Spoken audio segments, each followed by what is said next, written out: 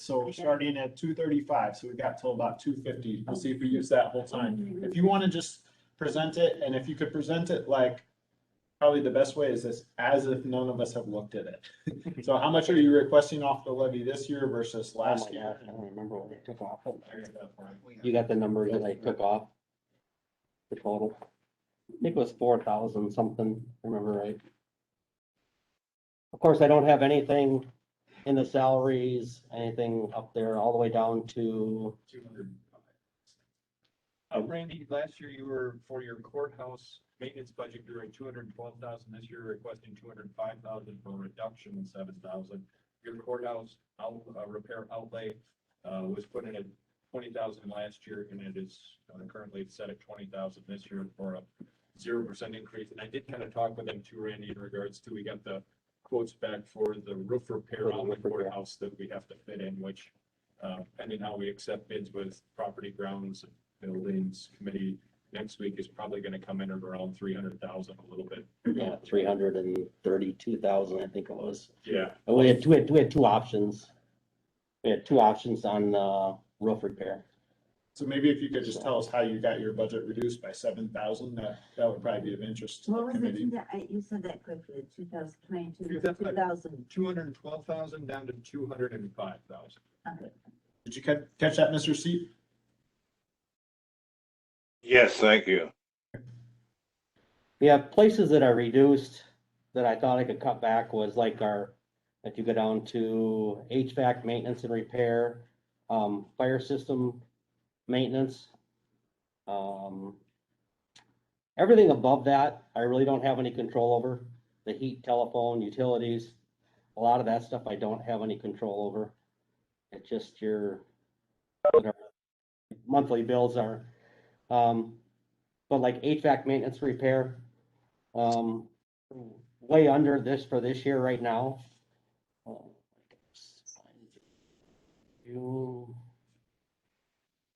I reduced that one by $2,000 because we're actually doing pretty good this year, so I wanted to with me. For as far as contracting with Precision, I think we're only at like 3,000 if I remember right. So I thought, well, I'll bring that down a couple thousand. Of course, our refuse collection went up because we're moving things that were put in my supplies. They were in the supply budget last year for refuse, and it should have been in another line item. So we're switching back. So it's going to look higher here at the end of this year, but then my other line item is going to be lower. So we're trying to get that straightened back out again, so it's in the right line item. Gasoline, okay.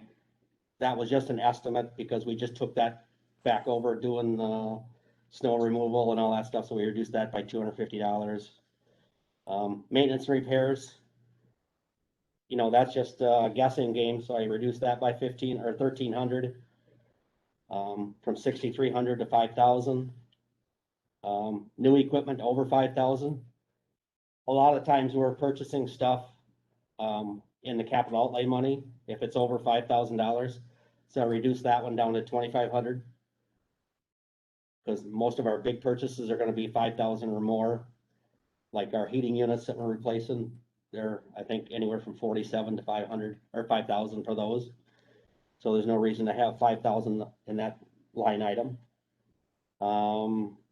Rental of equipment. The rental is actually 1,200 and some odd dollars, so I just bumped that up to 1,300 for the skid steer for the winter. And then the contract services, again, Aramark was bumped into my supplies somewhere, somehow. I don't know how that happened when it got put back in. So that's an actual contracted service. So they will have their own line item for 1,600, roughly 1,600 a year. So that's how I come up with my dollar amount of reduction.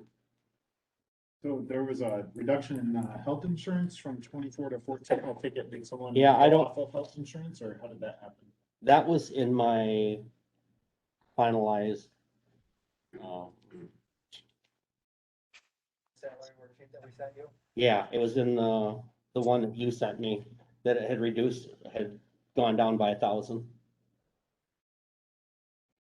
Looking into it, I'm guessing that went from a family plan to a single plan. Mine, yeah, it's probably mine because, yeah, that's probably why the savings was in that one. Okay, that's a big So, reason why this budget decreased.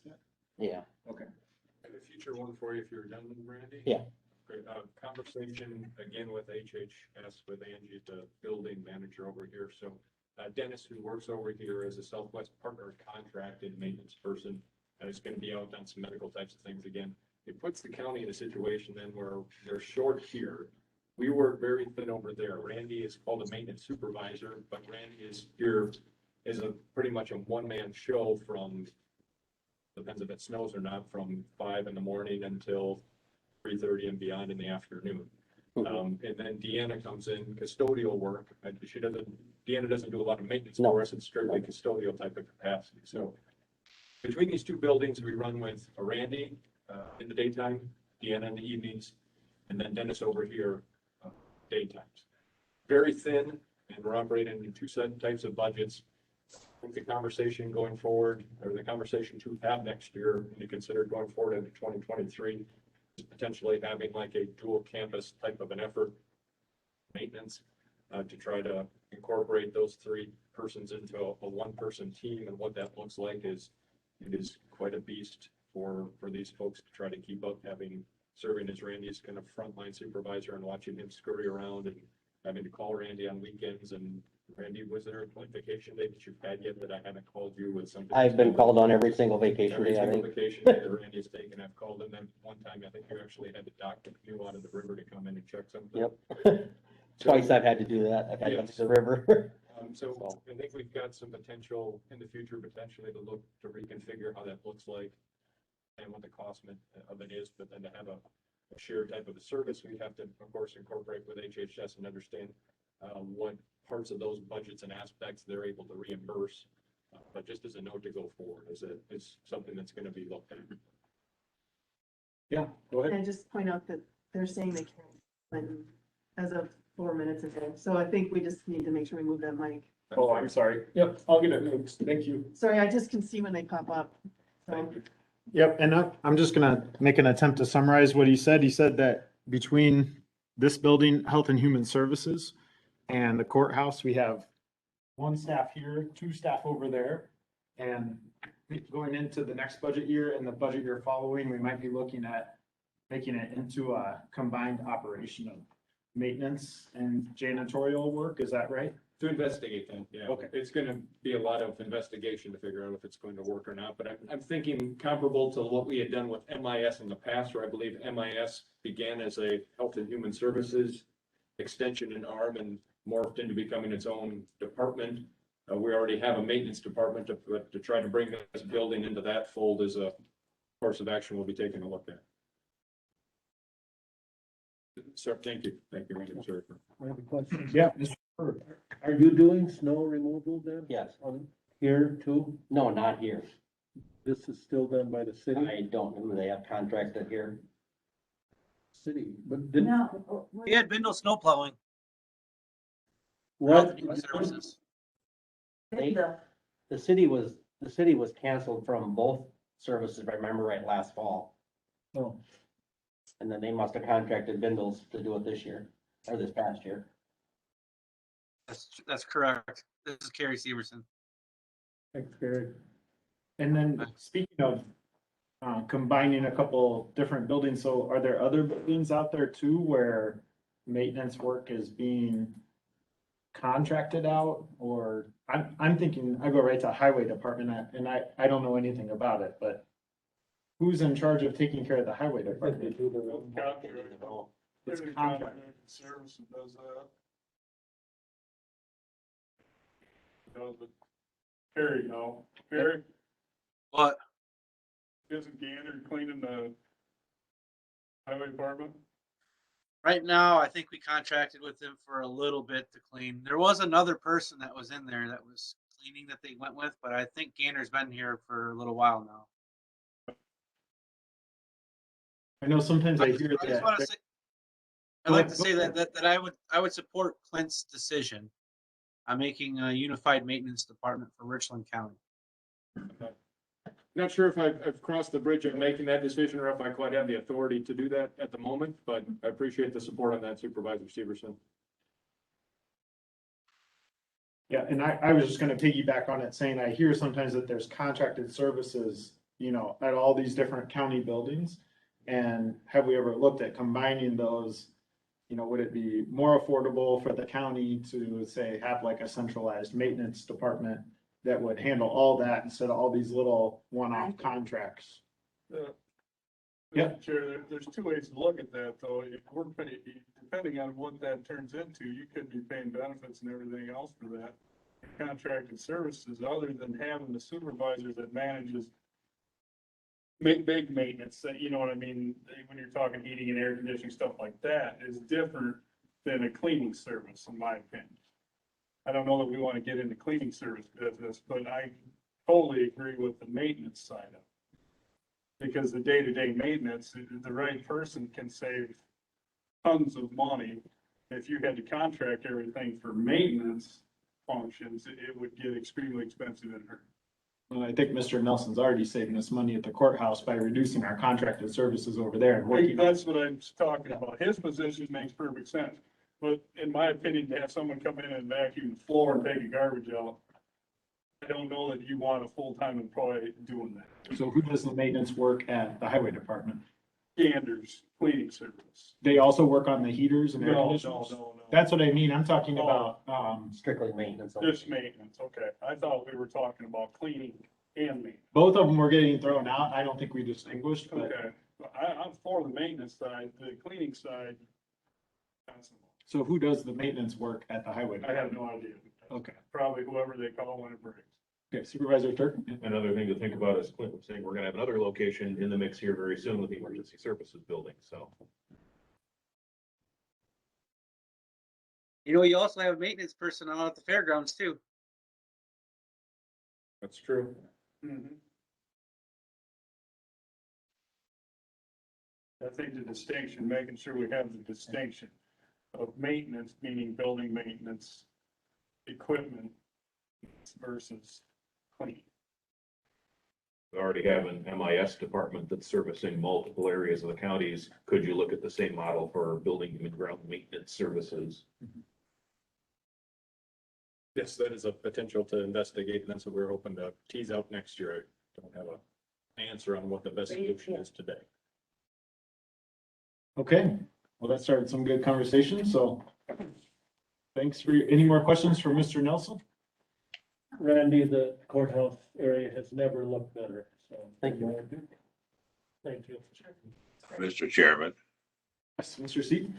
Yes, Randy, some time ago, I think the last time we met with you, or that I saw you in the room where the meeting was, had to do with the locks and the keys and courthouse security. And was that project assigned to you and has it been completed?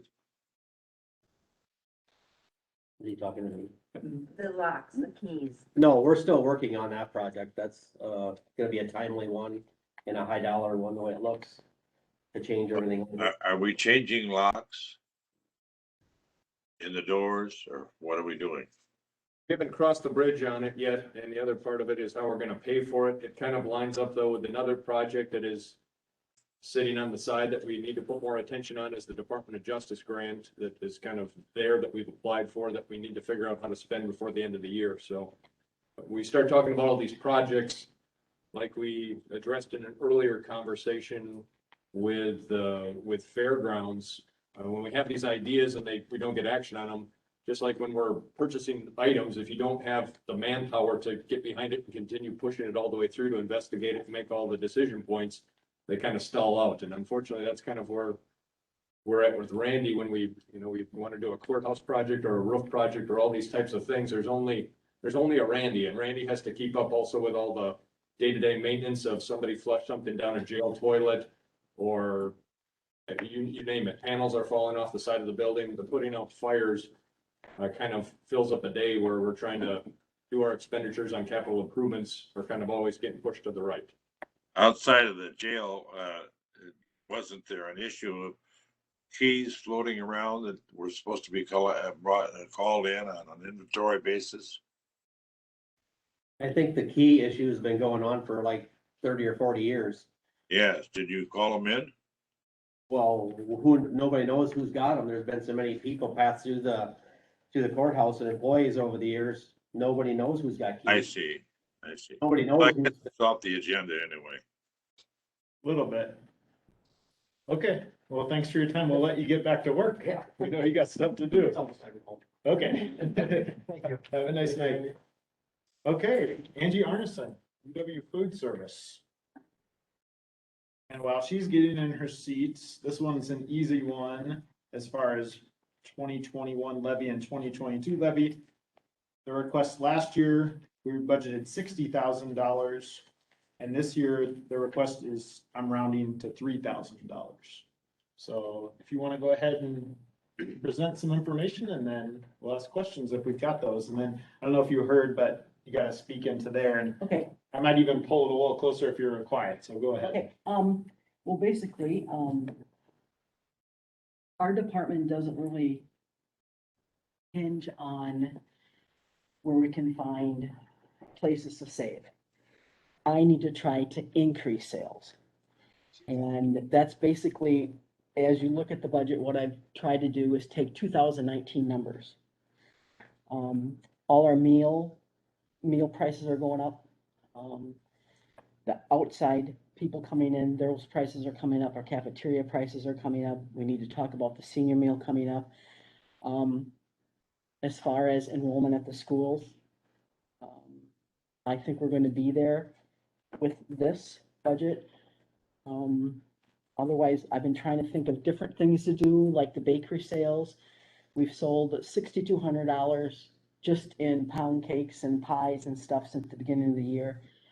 I'm going to introduce something in September called Souperama, where we're going to sell quarts of soup and stay open like from 4 to 6 in the evening. Hopefully we can do that every other week.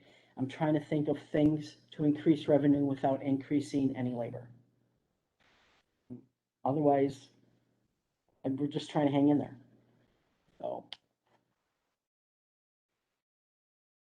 Yeah, So go ahead. essentially you're saying that you think your revenues are going to cover most of your costs except Yes. for the $3,000 this year Yes, or 2022. if all the numbers, Your our hands are tied estimates. with COVID, yep.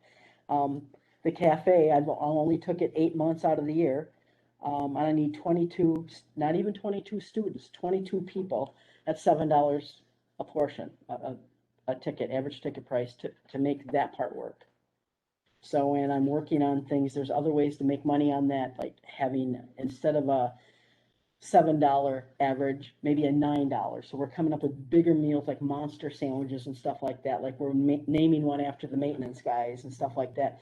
So our penny profit isn't $3 or $4, it's $5 and $6. So. Can I ask just on contract and arrangements with Health and Human Services again, with the meal sites and with Meals on Wheels? How that is looking for you next year? If we need the numbers, they're still down a little bit, but it's all COVID driven, and the state has a lot to do with it. We started doing grab and go meals where they came up to the circle and we ran meals out. Well, the state is now eventually going to say we can't do those anymore. So our hands are a little bit tied with that. I'm a little disappointed that the numbers aren't a little higher, but we can only go up from here. Our labor is going to stay the same. That is rock solid. And if we have to hire somebody else, that's going to be a good thing, because Cindy and I can handle quite a bit. One question I have is, so if any childcare or early childhood education centers open up next year, is that something where UW Food Service can provide food to those facilities, either if they're in town or out of town? As long as whoever makes the menu up has the right dietitian need, or I can make it up and they can put their stamp of approval on it. 4 years ago, we did the Head Start programs for River Valley and Boscobel. So it's much like the meal site. except their portions are smaller. And they would come pick the meals up. So yeah, I'm open to anything. I've heard a little chatter about that, so I just wanted to ask. Yeah, you, get your we've done thoughts. celebration of lives. In October, we have a 50th wedding anniversary. Now, maybe if they find out we don't have liquor, that might go a different way, but, you know. So Alumni Brunch is coming back. We had, home community and education or economics. In June, they had 18. They came back last month with 40. So, and the partners in prevention, they only had scheduled for 200 people. We served 251 and hoping that's going to grow next year. So everything is growing. Everybody's coming back. So we just got to keep our fingers crossed. Great. Mr. Cooney's got a question for I you. was just curious if you heard numbers at the campus, what your enrollment Yeah. gonna be. Linda, what did they say? Some of it, they're forthcoming and some we just don't know. We don't know yet, Yeah. totally. I mean, they have 118 applicants. Mhm. They had about a third of those registered and they were doing more registrations. The So last number I heard was they're returning. So they don't have an exact number. 57, I heard, Yeah, the last number. that was new. That was new last week. I mean, new people, not Yes, returning. correct. That's the number we don't know anything about. Okay, any more questions or comments? Yep, Mr. Little. I ate at the Rockbridge Meal Center last week. It was roast turkey day, and it's very good. Good, thanks. Okay. Is Rockbridge coming back? Yes, I forgot to Yeah. ask you, 'cause they were Rockbridge- so viable before. Back. yep, they're back. Oh. And it's a nice little, if you ever get a chance, go out there. They do a good little job out there. The school was sold Yeah, to a Lutheran uh-huh. mission, and he's also looking at establishing a daycare center in. The woman Sue, who always came to ours, was she there? Sue, what was her last name? Always came to our meetings. Where are we closing it? Okay, we got a couple other people already, so we better keep moving on here. Thanks, Randy. Thank you Thanks, so everybody. much. Thanks for coming.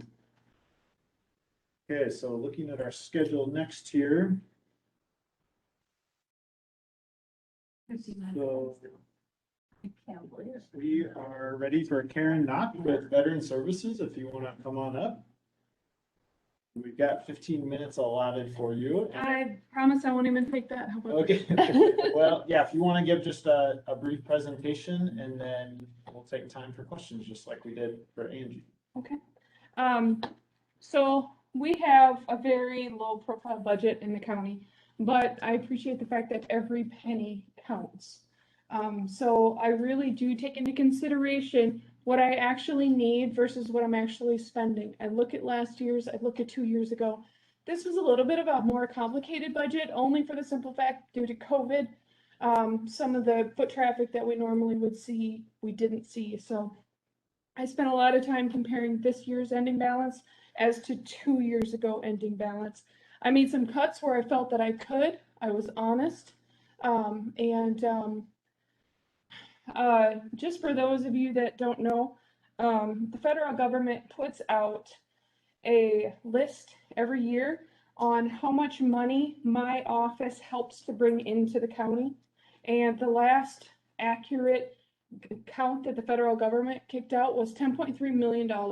My office helps to put into the pockets of veterans who spend it in our local economy. That is important. We do good work. So I really feel that I can justify any questions, any numbers you have, just let me know. So it looks like your levy request for last year was $102,000. I'm rounding, and this year it's 88,000. So that's a decrease of 14,000. And the reason why is because we subtracted the health insurance. So it's not technically, it's just been removed from the estimate. That's where the cost savings comes from. So you've been able to incorporate the wage increases into both of your salaries Yes, by reducing the health insurance. correct. Okay. By reducing means someone's not taking health insurance. Yeah, correct.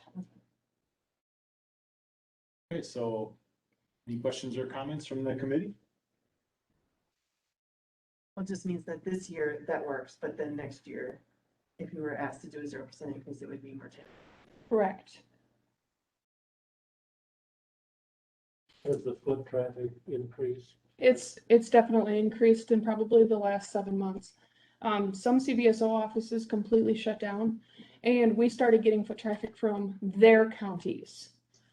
So we have received a lot of outside counties foot traffic, which has definitely added to our numbers as well. No, I've never fully understood that, but anyone from Richland County can go to Sauk County. Absolutely. Personality conflicts. We get people from Grant County, if they live in Soldiers Grove, but they work in Richland Center, we say, geez, come here, and then we have veterans who live here, however, they work in La Crosse, and I say, please go to La Crosse so that you can get there during daylight hours, It's whatever convenient for them. We accept everyone that calls us, even if they're out of state. Well, I think you were right. It's short. It was short and sweet, so. All right, well, thank you very much for your time. Thanks for taking the time to come up. Okay, Mr. Bindle. Zoning.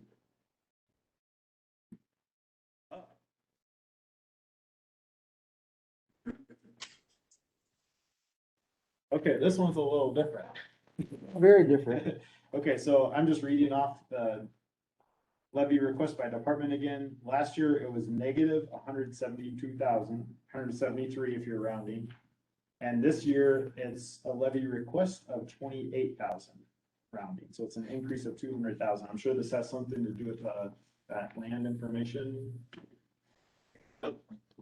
Something? Let me just tee it up, but Okay. last few years, we've been utilizing the land information grant to cover down on salaries for Mike's position, for Lynn's position, and I believe for Cheryl's position. Questions on if we're overstretching that grant language and the intentions of that grant has been brought into question, so we're looking to try to wean back and step off of that to more specified types of services. So with that being said, I would. Did With you that get- being said, I would turn it over to Mike. Did you catch all that, Mr. C? I couldn't hear a word. Okay, we'll have him repeat it.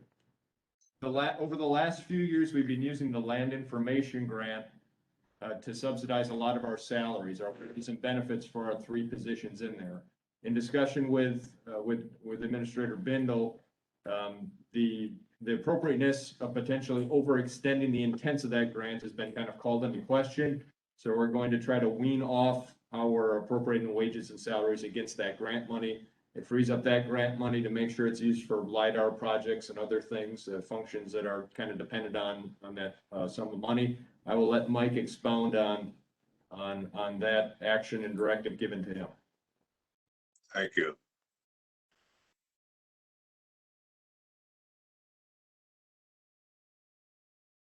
Okay. So to start off, I guess kind of tell you how I did my budget.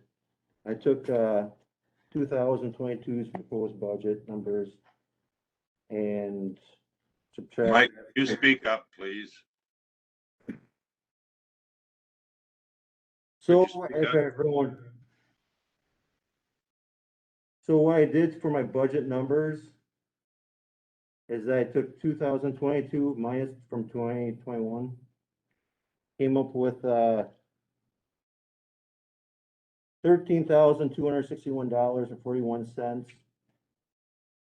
With that number there, what I did is that I took part of my salary out of Fund 48, and that took 10% of that. And then I also looked at the revenue coming in for zoning permits. And I had always had a cushion there for money coming in case we had a bad year. But what I did is I added more revenue coming in to come up with a difference.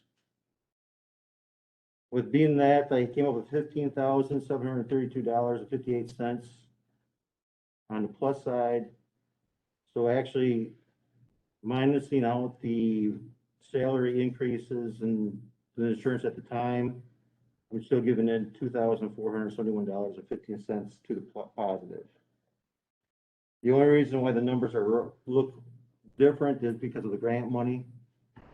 In the past 2 years, we've to put in an extra $100,000 from the 35,000 that was actually taken out at the beginning to cover salaries. So that's why when you look at the numbers, it looks like it's a large number. So with the main spreadsheet that we should be looking at to understand this, is this 10.5183? Is that Their core budget. that's the core budget? Okay.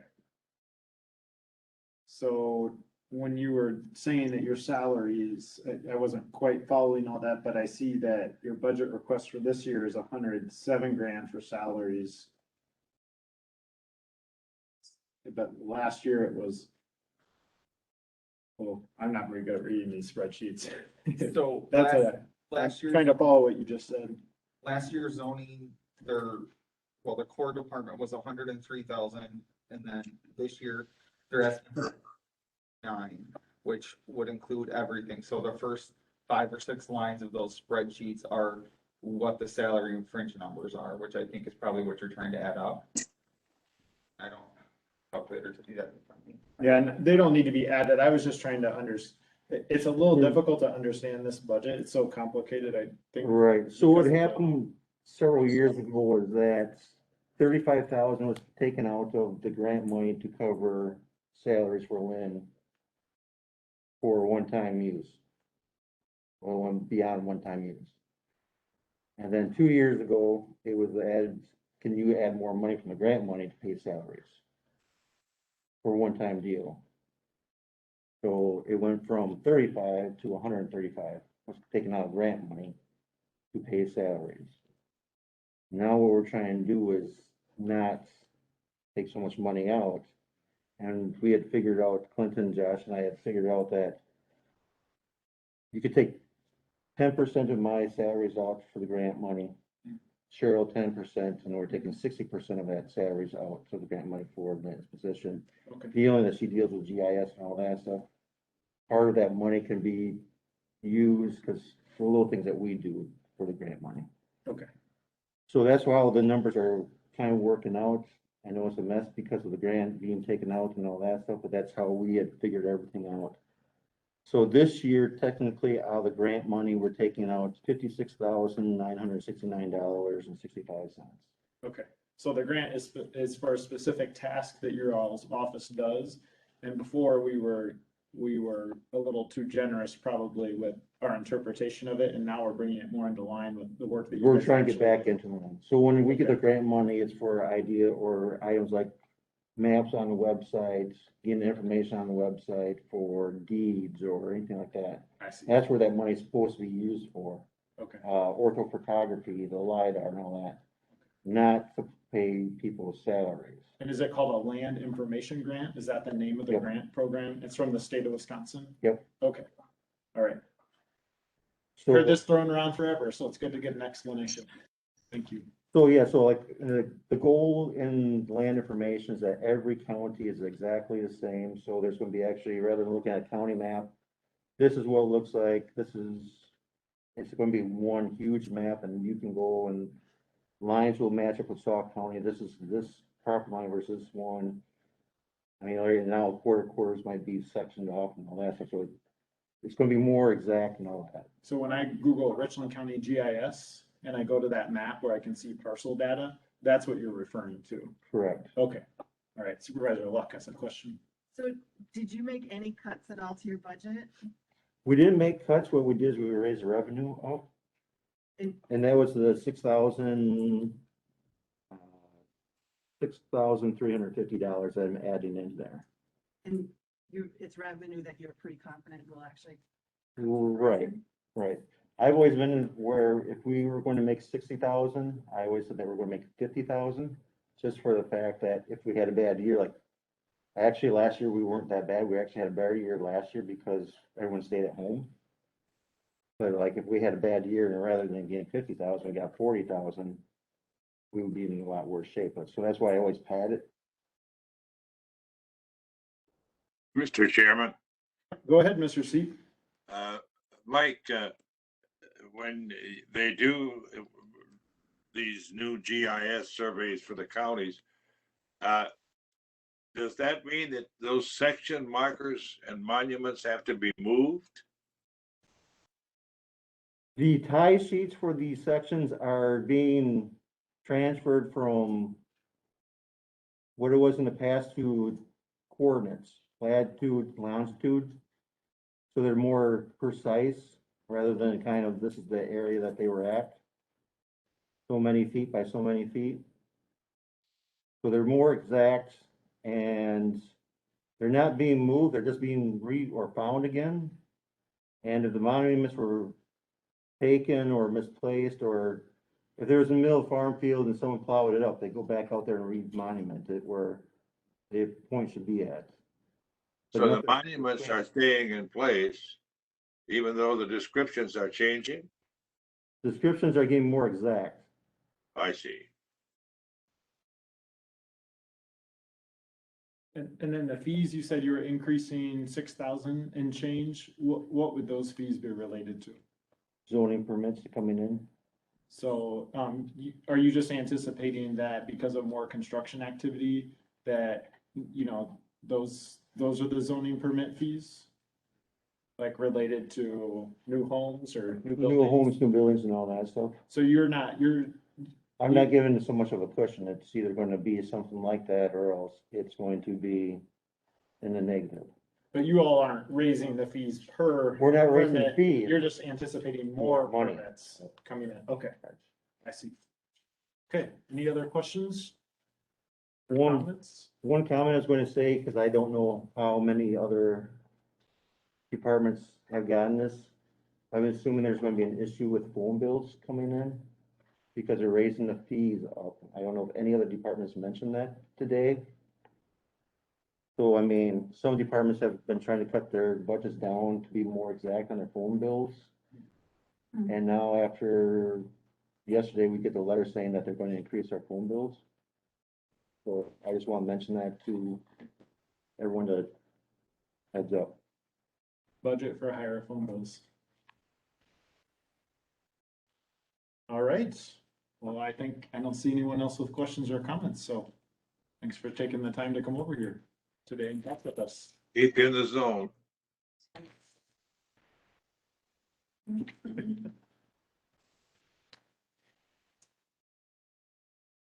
All right, Mr. Glassbrenner, Wow. you're up next. So Better than the doctor's office. do we have someone from UW Richland coming in?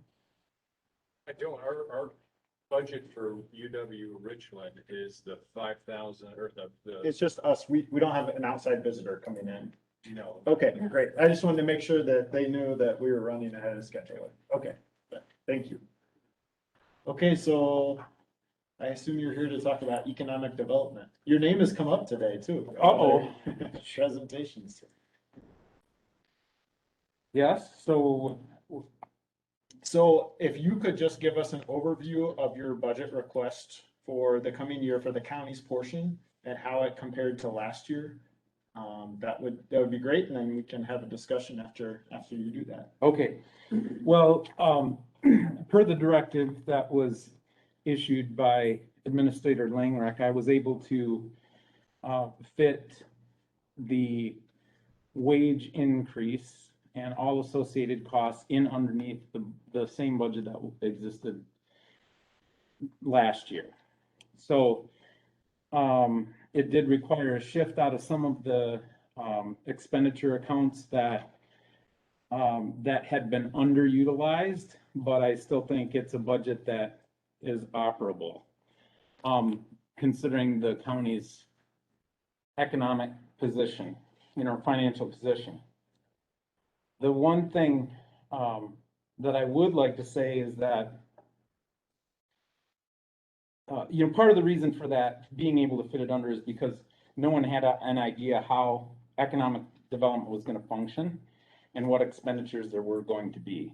So that's part of the reason that I think that I'm able to use these other accounts and shift funds around so that it's able to fit under the directive. The other statement I'd like to make is that my experience over the last year and a half is that the amount of opportunity that exists within our county and within the city they're immense. I can't imagine the amount of revenue that the county has lost due to a lack of high focus on economic development. Now, some of these opportunities are coming to us because of the COVID, but an example would be as a result of COVID, just in the past 2 weeks, there was a new Main Street grant that was released. And I could literally spend, several days making phone calls to businesses that I thought that were new that will result in a $10,000 grant to each of those businesses that they've opened in the last year. So it's elements like that right now there's just so many of them.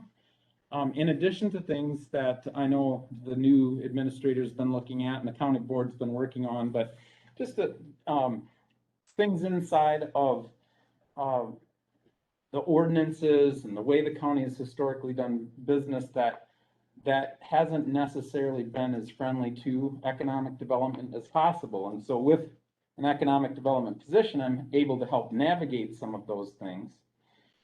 But again, there's way too much work. I could spend my efforts on workforce development, workforce attraction, and housing on those two items alone, and my schedule would be full. And I have probably 60 different projects identified, and I'm probably actively trying to work on about over 20. So tremendous opportunity. So all that being said, and I know that it's difficult to ask for more in a situation where the county is struggling with its financial position, but I would argue that if you put economic development through an analysis and said, what's your return on investment? Your return on investment in a non-essential, agreed this is a non-essential role, but your return on investment is going to be significantly greater than a lot of non-essential businesses that you're trying to perform. So that would be my statement. If there's questions, or if I didn't answer something I was supposed to, I'm wide open. Okay, so last year it was 73,200. This year it's 73,000 or 72,900. So it's a decrease of $300. Is the levy? I had it. I thought I had them balancing exact on the document that I sent through. Well, pretty close.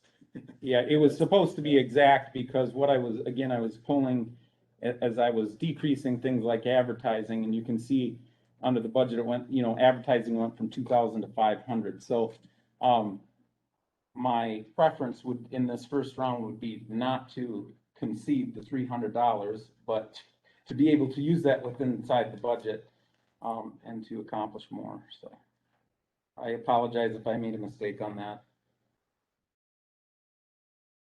Yep, go ahead. Question. Yep. Wanted to confirm then, so the different items then. Hold on. Sorry. I just wanted to confirm the different items then that we're looking to potentially petition to incorporate to into the 2022 budget. Jason, you're looking for an additional potential $15,000 county levy, which would be matched by the city for more project completion and delivery. We're talking also then a potential for $20,000 county levy for more branding and marketing and branding.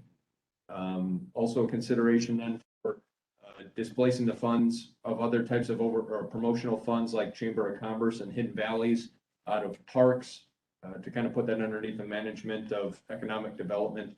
And then I believe then too, we did have a request come from your oversight committee on reclassification effort and looking at that. Is that all true and familiar? Those things all should be, I believe, were listed in the budget summary that was requested. And yes, those would be accurate to that document. Thank you.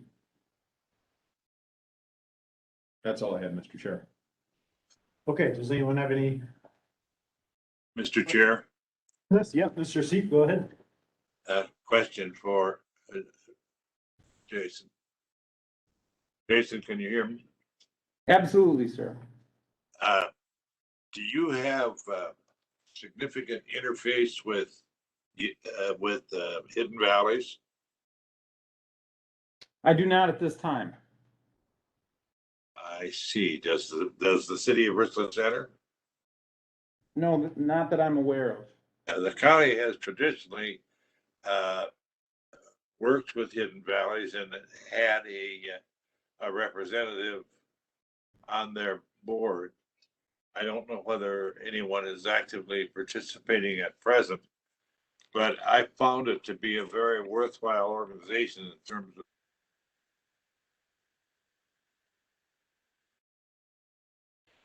Did we lose him? I think we lost you, Mr. Seat. Okay, so. Hate to be lost. Okay, I'm gonna guess we lost you a little bit there, Mr. Seat, but I think we got the gist of your comment that you'd hate for the relationship with Hidden Valleys to be over, so you care to. Yeah, I was lost, but now I'm found. I recommend that you get in touch with him. I think it'll be helpful. Yeah, so you're looking for comment on how I would function with regard to that portion that's been allocated there? Is that what we're talking about? Well, I think, so your document says that, that you'd like the county to consider assigning the Hidden Valleys Advertising Fund to the Economic Development Department for oversight and discretionary use. So I think Mr. Seep is just curious about what your view is on Hidden Valleys and how you would handle that. You probably remember that we debated this a few months ago at Finance and Personnel, and I believe it got postponed or sent back somewhere. No action was taken. So I think that's what he's curious about. Yeah, so it was in the Parks Department budget, and I don't know why the county would have taken it out. right.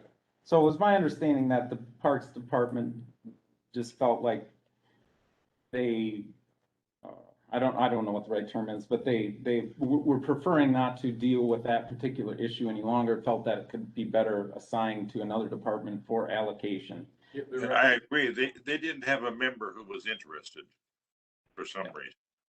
So in order for me to comment directly about, I mean, I can give you speculation. My speculation is that when I review the current situation of the Hidden Valley periodical that's published, I suspect that I'm going to find a higher and better use for the funds.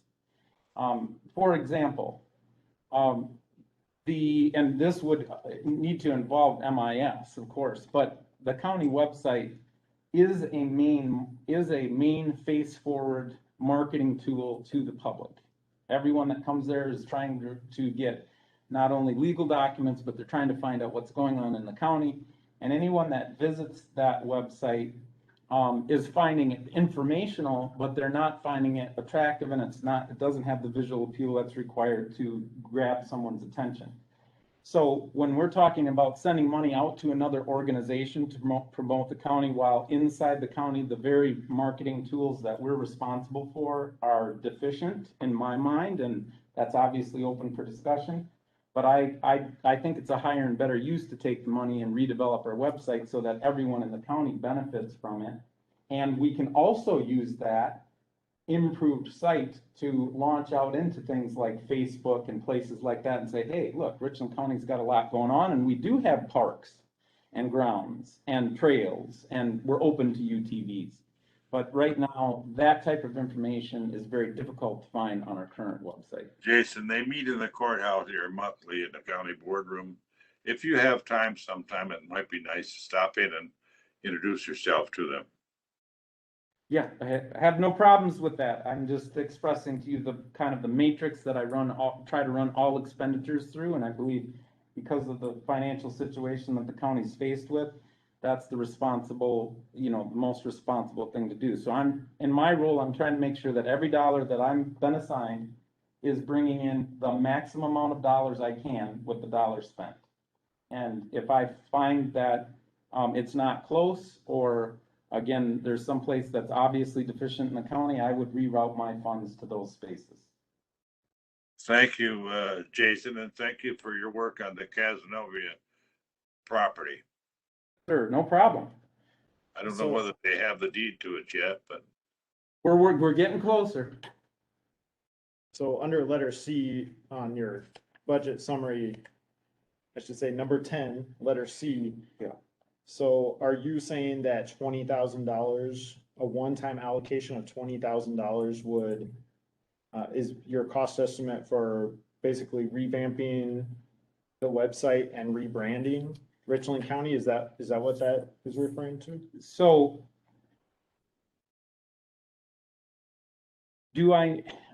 that's not based on a current estimate. I've been doing branding type of efforts on behalf of the city, trying to renew their website, do things like that. I've been involved with conversations with Derek a little bit around ordinance restructuring, because the same company that offers municipal website services also offers ordinances.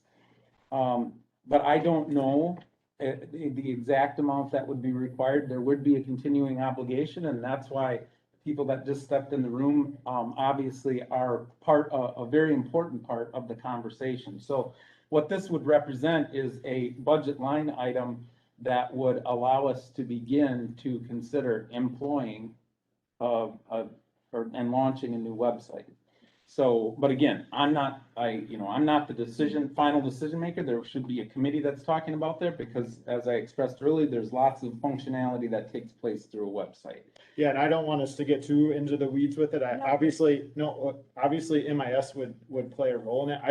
My question was just, what would the $20,000, what were you envisioning it would go toward? So there are branding efforts that can be done. For example, I've looked into a branding effort for the city of Richland Center that on the low side would be $5,000, and you can find branding efforts on the city of Richland Center that would be $35,000. So that number represented an amount that I felt that we could make decent progress forward, but I also had not been released to the extent necessary to go out and start gaining active bids and actually, doing strategic planning around that. And so this was a line item to have the discussion about the importance of taking steps in that direction and trying to say, look, there should be some funds allocated to that. Okay. All right, any follow-up questions or comments about that? Supervisor Gentis? So in addition to your 72,000, you're asking for 20,000, is that correct? So, in addition to the 72, well, the total budget is not 72, it's, 120, I have 121,558, and on my spreadsheet where I did totals, it matched. Is that the number that you guys have on the one that I wasn't supposed to add totals to? Let me try to answer this. So backing up just a little bit, this was a section of the budget summary that came from economic development. It says list any future operational changes needed or requests for consideration. So it's just kind of like an optional request for consideration. Right. So the portion of the budget that would be allocated to the county for economic development is $73,000. Is that right, Mr. Kalish? That's Okay. correct. So you may have a budget that's bigger than that, but of course that's probably partially coming from the city as well.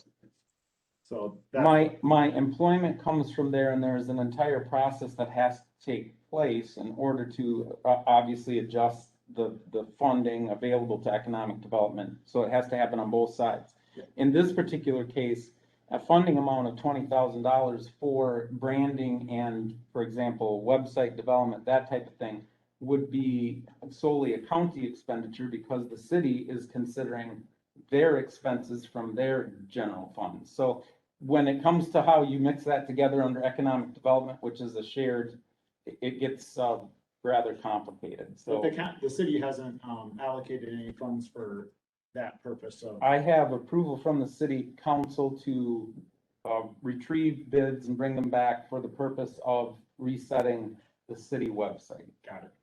Okay. Did that answer your question?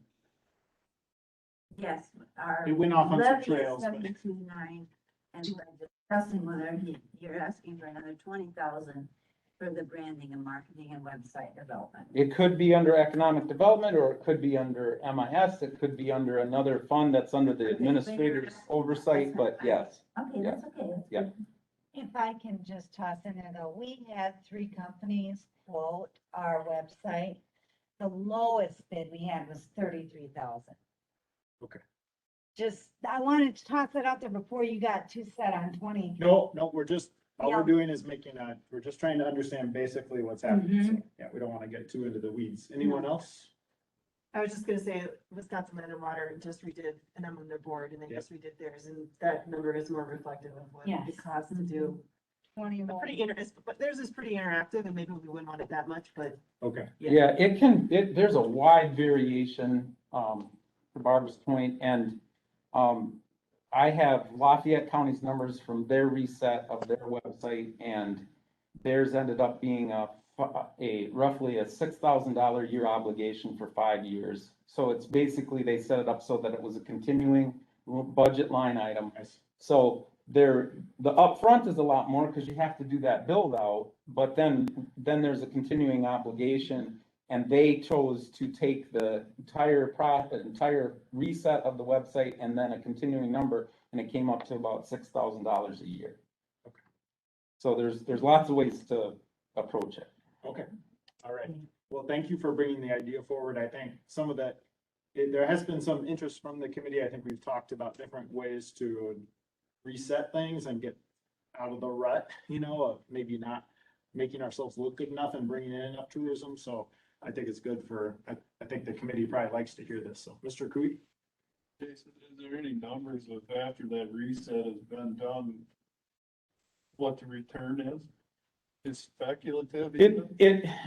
So that's an excellent point, Mark. So as often as I can, I try to apply hard numbers to anything that I can, because, that's our most effective way of communicating to people what your return on investment is. When it comes to a website like that, it would be difficult for me. MIS could probably quantify that better, by number of hits, amount of traffic that's on the website. You could perhaps quantify it by the fact that perhaps our clerk would not have near as many phone calls because it was easier to get to historical meeting minutes and to go ahead and print out ordinances and things like that. But your question is excellent, and it is more difficult for me from my angle to quantify. I think there are ways, but I would need assistance in doing that. Be interesting, the only reason I say that is you spend $30,000, $40,000, and we see your guys' workload reduced and our sales tax increased. I mean, then we kind of did what we were supposed to do. And I'm sure you're gonna get something, but I'm sure it's very hard to say what it did or it didn't do, unless you had a huge influx of people. All of a sudden they're coming to all these parks, the parks we do have, or they're out to Ash Creek, or they're on the bike trail, or whatever the case may be, so. Yeah, and there's other things that are very administrative about having a higher functioning website. For example, the firms that we usually look at they are usually add-ons, but there's services like being able to file for your zoning permit, taking a payment instantly, allowing somebody to fill their document out online and submit it all without ever stepping in the office. So, I mean, there's a lot of things that you can do. I don't want to sit here and suggest that I have all the answers, but again, from a marketing angle and friendliness of the county, outward facing website, we really need to work on it to stay on cutting edge. Okay, I think that's first. Kaiser Turk. I would just echo that. What do we talk about as the attraction of Richland County? How beautiful it is. Boy, you wouldn't know that from our website. So I think, the perception may not have a dollar value, but the opinion it can help shape of Richland County to someone looking us up on the web is huge. Okay, Supervisor Left. I was just gonna say that I think this entire topic is gonna be a big chunk of our strategic planning discussions, and this may be the more appropriate place to even have the discussion is to be able to prioritize it among our strategic plan. Although it might relate to if we set aside $20,000, we should more big picture cover it here and in more detail. I'm assuming that could happen through the strategic planning committee. I mean, maybe we should be waiting for the strategic plan to tell us what our priorities are before we take on extra projects. That's just the thought. Okay, Supervisor Jones. Maybe we just need to have some money set aside so we can do that. I just want to echo that because it's been 9 years ago that I had a guest house and I did Richland Center and I did Spring Green website, got nothing from here, and I was booked every weekend and during the week from the Spring Green website. It makes a difference. Okay, anyone else? So I think if I could, Yeah. on item A, I just wanted to clarify, so $15,000 increase in the line item for contract support. So what that is, so when I reset the budget to meet the objectives of the administration, I had to take from all of these different categories. And so one of the line items, was for contract support, and that line item got reduced, significantly, I believe, or did it stay? 2022 request. No, I was actually able to actually keep that about the same. So the reason for the increase is to have the conversation around what it means to, again, and the county has to do that evaluation of by me having additional staff, can I get more done and make this county more money? That's my objective. Increase the tax base, increase the number of houses, increase the number of businesses. Go out and find the workforce that we're going to need, because we're now in a demographic situation where the workforce is declining greatly, and we've got factories that need the workers. And so I know that these are different than perhaps a different set of problems than what we've been faced with in the past, but I can tell you, I just had a substantial meeting with Prosperity Southwest, which is a 6-county economic development association. And we had a representative from Governor Evers' office in, and they're talking about sending out tens of millions of dollars to try to solve workforce retention, attraction, and development. And, those are coming through CARES Act funds. So I feel responsible for that. I'm sure there's a number of us that should be working on that issue, but again, we're past the days where we can kind of be passive and think people are going to come just because it looks nice. We may have to look into some things, not only targeted marketing to draw people in, but also things like an immigration center. We may want to look at bringing in being a refugee center, because I can tell you that every place in the country is talking about shortage. The first thing they're going to do is try to make themselves look good, which you need to do. And then, so you have the stealing element going on. I think we've seen that in the Shopper and every place else in the Richland Center newspaper. When one company goes from a $5,000 signing bonus to a $6,000 signing bonus, that's employee, maneuvering inside the community. So the real solutions are not to do that, but to figure out how we can bring in new people from other areas that maybe be in decline. We're looking for ways to retain young people by making our community more attractive to them. Or again, we're looking at immigration and or refugee type of ways to solve the workforce issues. It's going to be big. So the $15,000 allows me to hopefully focus on issues like that. You all know we have a substantial housing situation in our county. It's kind of weird what's happening, but it's all because of the demographic shift, right? Less people, less occupants per home, but to a point where the housing market oftentimes has, 3, 4, 5. There was a period of time where there was one active listing on the internet for Richland Center. And now Richland County is not quite the same, but because fewer people are looking for properties out in places like Yuba or Cass. But again, it's an issue that we're going to have to work on countywide to make sure that we are generating the tax revenue base that we need to stay offering the services that we want to. So say we decided as a county that we wanted to attract refugees to Richland County. How would you make that work in your budget? You're talking about this related to $15,000 in consulting fees. What does that exactly look like? Are you saying you'd work on the refugee thing and then you would hire out a consultant to handle some of the housing issues, or what do you mean? Exactly. So it depends on what options are provided to the department by the county. And I'm glad to talk about numbers and performance and all of those things, and I should. Prove to the county that what I'm doing is benefiting the county. I have no problem with that. But the best help is usually help that's trained, has some understanding, and that I can direct. that the administration can direct. Why? Because we're responding to elements on the ground in an instant and things change quickly. The next best is to be able to hire someone like a grant consultant who has training in grants or training in a particular area of expertise, and maybe it is immigration. So for example, we reach out to an immigration attorney out of Madison that does this all the time and can say, hey, I've seen it work where, you know, this nonprofit has helped people process their visas and it's resulted in X number of people coming into a community.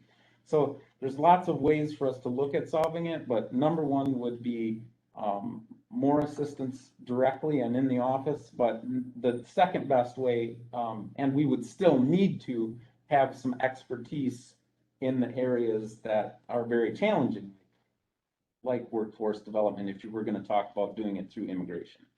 Okay, well, I'm just interested, I'm asking the question because for me personally, it seems to be a high priority because I know we need the workers, we need the houses, all that stuff, but we lost 800 people.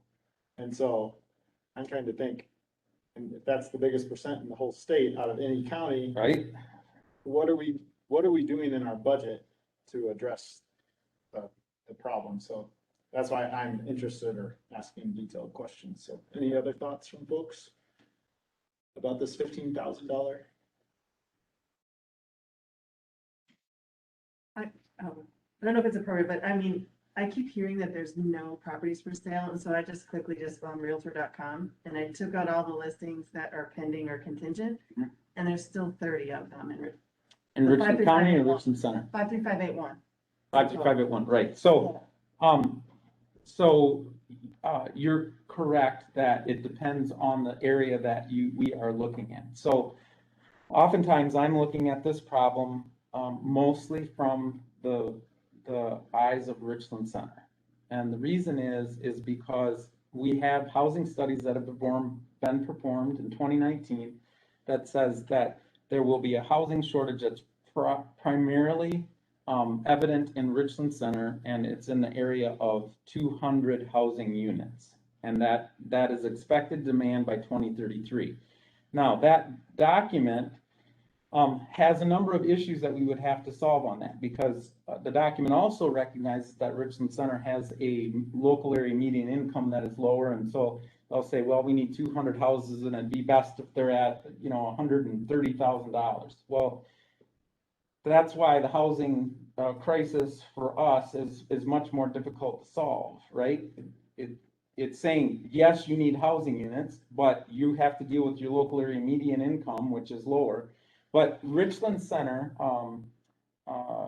actually usually has much fewer listed than what are actually there, because when you go to Zillow or you go to realtor.com, those are feeds that are coming off the actual MLS for Wisconsin. So if you go to a professional realtor and say, how many are listed inside of Richland Center? It's often a number that's substantially less than what's listed online because their data isn't updated as fast and or as accurately.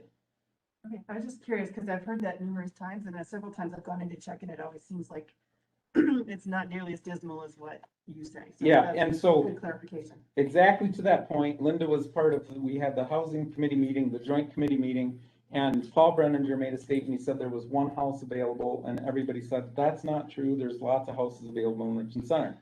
Paul Brenninger, that morning before coming to that meeting, went to his direct professional MLS stream, and there was one house that did not have a pending, accepted, but when you looked it up on the internet, there's all sorts of houses because the data streams aren't updated accurately and quickly.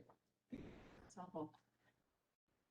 Yeah, go ahead. But, I mean, like you just said, though, the problem is, yeah, we can go build $300,000 houses, but they can't pay for them.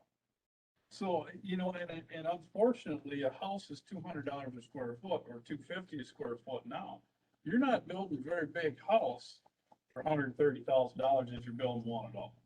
Yeah, so that's why the solution has to be multifaceted and why it could consume an economic development guy's time so extensively. Because in order to solve housing, number one, all communities that usually experience economic development have some type of single family residential subdivision available. in the city limits, now I'm talking city again, in the city limits, we don't have what we would consider an active subdivision. Number two, a community that actually is gonna work on housing successfully also has to consider workforce housing, which is an area where you come into considering the local area median income much more and receiving, looking at programs that would either receive vouchers or the rents would be held down at a little bit lower level to reflect support for the income that's offered in Richland Center. Third one would be things like the infill housing program that we've been working on, where we recognize that there's vacant lots and things like that, and what can we do as a city or a county to basically undergird those a little bit and get those redeveloped so we have a higher density. And oftentimes those should have a lower price because they're oftentimes going to be between two homes that are older. It's probably going to be a duplex add back, so the costs are deferred more, and it usually becomes a less expensive living option. There's lots of others that we can talk about the efforts that are going forth right now to try to get Panorama 2 going, which is market rate apartments, which is a different level. So anyway, the issue is very complex. I'd love to talk for hours with you if you want to talk about it. We could, right, but we probably shouldn't. But I think that helps us, for me, it helps just to hear you talk a little bit, just to think about what are those extra funds that you're requesting? How would that relate to what the county would get bang for the buck? So yeah, and I have no problem with accountability. Question. Give Clint a whip and I'll respond. Yeah, go ahead, Mr. C. Clint, Jason, 2 or 3 years ago, there was the prospect of a multiplex, multi-level housing project here on Orange Street that was apparently geared to limited income, and there was an opportunity for the city of Richland Center to receive federal money for the development of it, and for some reason, Pete Cozio knows the story on that. I guess it didn't develop. What are the possibilities of that kind of development of low income housing? Nobody's can afford 300,000 if they're a worker here, but they might like a little 2-bedroom apartment. Yeah, so on the second floor. Real quick, what I believe. I'm sorry. Pardon? You read? I'm sorry, I might have cut you off. Did I cut you off? Nope, I cut you off. Okay, here we go. So, what happened with that was an effort to do affordable housing under a tax credit type of situation, which means tax credits are awarded probably by the state to WHEDA. WHEDA then issues them out to developers. So the developer's basically getting his project brought down so he can offer rates that better reflect the local area median income. So what I believe happened with that, my opinion after hearing stories is just that the communication wasn't there, and these deals are very complex, and it takes somebody full-time to take one of those deals, understand the depth of it, and then work to communicate back out to the constituents and to the final decision maker why it's going that way and where are the areas you need to be careful, or the areas of concern. And I think honestly what happened is we were in a very complex situation where we didn't have enough resources dedicated to solving the problem and communicating the issues clearly. I can tell you that I have spoken with a developer just recently that's out of Madison that is very interested in developing in Madison under a tax credit basis. And they're saying, where's the land that we can use? And, would you allow us to go on Orange Street? And now it's usually a substantial investment on behalf of the community, because they're not only going to ask for tax credit dollars, which aren't funded by the local municipality or the county, but they're also going to ask for additional developer incentives, and they have to do that. Anyway, that's the theory, is that they have to do that in order to drive those costs down and hold them down so that they can, housing is accessible to those that just don't make as much money as we would like them too, so. There are 4 very significant developments like that, probably 20-unit or 30-unit buildings that have been built in Reedsburg in the last 4 or 5 years. And so I imagine this is what you're talking about is something comparable to that. Yeah, I mean, again, there are opportunities of. So there are developers who are interested.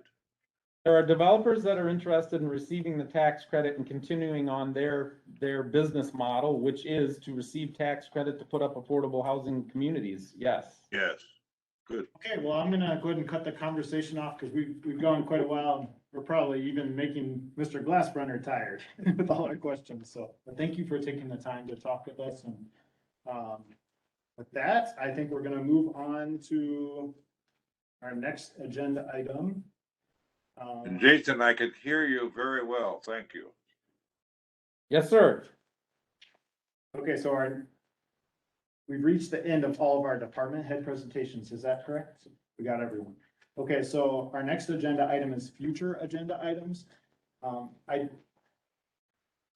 guess I want to step back just a little bit and say, now that we've heard all the department head presentations, now my understanding is Mr. Langrek is going to go back and he's going to work with a lot of numbers and come back to us with a recommendation on September 7th at our next finance committee meeting. Is that correct? That is my intent, and I guess let me take one step back. There are 2 departments that we had scheduled that we did not hear from today, the district attorney's office and then also the coroner's office. Okay, again, if those are petitions that you want to hear in person, or if you want them to just communicate with me, but then yes, my intentions then were to, I've got the list here kind of put into place of the different add-in expanded gaps and the different opportunities to shrink the gaps. We have different levers yet that we have to finalize on other fill options to fill the gap, to be able to put all into one document. And then to bring that forward to you on the 7th as, this is my proposal to you, and that can be a motion to approve, but most likely it's going to be a starting point then to have discussion and possible amendments to that document. So September 7th would be the day when we propose amendments to what you recommend. Is that correct? Well, let me say that it would be, it's going to be what I'm going to give you my proposal. If there's actions or not that you're able to take on it that day, being the, you know, the size of this, we had agended it for that, but then you would still have your final opportunity then to approve it, would be September 17th, that 3rd Friday, would be the meeting that I'd be asking for you folks to approve a budget. That way, then we can take the guidance from those changes that we want to put in place, feed them back out to departments, incorporate health insurance increases and those other mechanisms, get it back into the budget so then we can get it properly posted for the 3-week level 2, class 3 notification that's required prior to the hearing, and then vote on it at the end of October. Okay, so September 17th is really the last date where That's a decision date, yes. we would have chances to make amendments to whatever you recommend. Correct. Okay, so would folks be open to the possibility of, say, hearing from the DA and the coroner on a WebEx meeting so that we don't have to all gather in person? Sure. Yep. Someone's typed in the chat UW campus at 4. Do you want to just clarify what our status is with that? Let the. That's right. You're right. The UW campus one, we did not discuss that. But well, actually, we went through it when We talked about it, but just so the audience understands. Okay. Yes, so for whoever's asking that question, we went through that when we reviewed the administrator's budget. No, it was just someone asking a question about UW campus being in Florida. Okay, so back to the DA coroner thing. Are people okay with a WebEx meeting for that one? I'm just wondering, I mean, the documents they provided were pretty straightforward. Do we need to hear from them directly? No?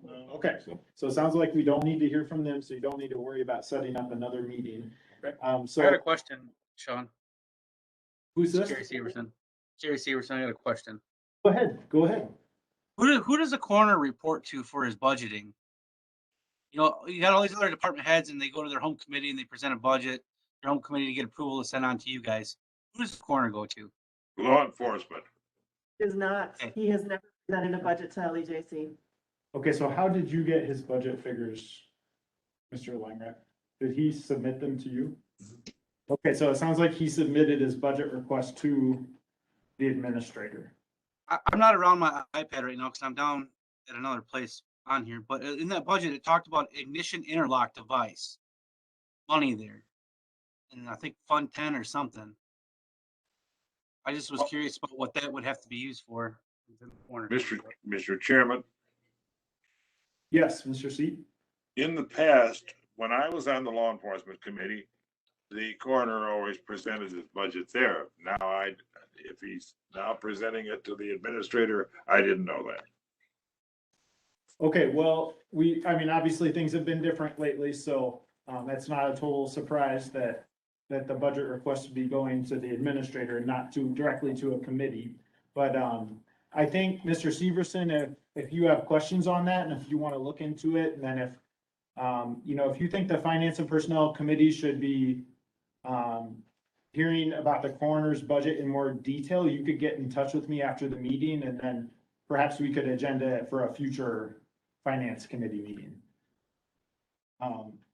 Okay, so I think as we go around and think about future agenda items, maybe no one's gonna wanna say anything, but if you have impressions about today's meeting that you think you want to share right now as we go around too, it can be related to future agenda items, but if it's something about today too, I think we got a lot of good views, and opinions out there today. But if there's something that you don't feel like you were able to say, or that you want to say in summary, feel free to do that. I'll just go right around here, Mr. Brewer. Yes. Okay, Mr. Cooey? The only thing I would say is if they've made their budget, we probably don't need to waste their time. So if whatever guidelines we give them and they've made it, waste their time. You're talking about the other two. I'm talking about in general. Anybody who met the guidelines, they did their job. I don't know why they need to come over and present anything.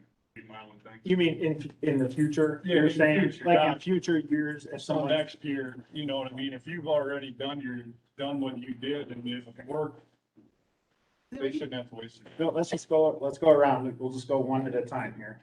Any other thoughts? No, that's- Okay, go ahead, Supervisor Judges. I have to think on it a while, not today. Okay, yeah, we're all tired, right? Supervisor Lux? The other thing I was gonna say is that, like land conservation, for example, they met their budget, but then there was also areas that if we didn't want to fund the well study, whatever, that there's potential for money to come back into the budget. So maybe they wouldn't need to come, but maybe it was good to have them come because of those kind of conversations. And I don't have anything else. Okay, Supervisor Turk? I would say it's been nice to get all this information, although the plan for the marathon was a bit much, and if we do it again, it'd be nice to have some breaks built in. It worked out, we got breaks because some things went quicker, which was good. But it's a lot of day in detail, and now we need to kind of pull back and see the big picture again, so I'm looking forward to that. It was good, though, to have folks here in the room and not have it be confrontational. In past years, it's been much kind of almost adversarial in budget processes, so it was nice to feel a more collaborative atmosphere with the department heads. Okay, thank you. Supervisor C?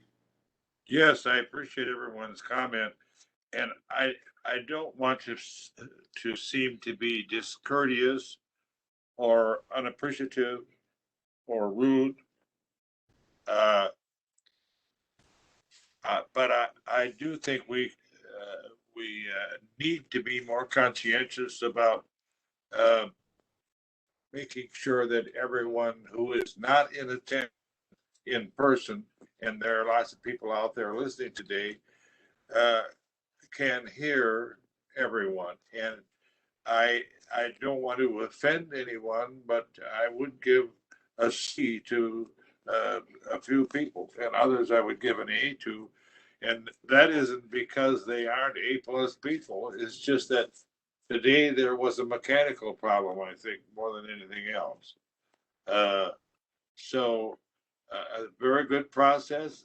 The chair did an excellent job, and every member was very, in my view, very incisive and insightful and germane.